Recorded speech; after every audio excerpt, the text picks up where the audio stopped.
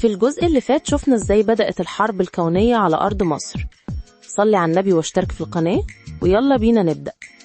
الفراعنة حسوا بالخطر لما شافوا الأجسام الغريبة بتنور سما القاهرة بالليل، والفضائيين نزلوا بأسلحتهم المتطورة عشان يسيطروا على مصدر الطاقة الأعظم في الكون، الأهرامات. لكن الفراعنة ما كانوش لقمة سهلة، دول أحفاد حضارة عمرها آلاف السنين.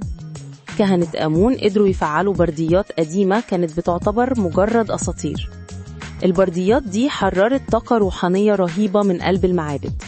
الطاقة دي صنعت درع حوالين الأهرامات محدش يقدر يخترقه.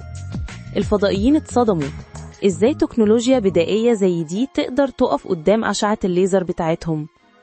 قائد الفضائيين زورج قرر يستخدم أقوى سلاح عندهم، سلاح بيقدر يفتح بوابة زمنية. الهدف ما كانش تدمير الأهرامات، الهدف كان سرقة سر بنائها من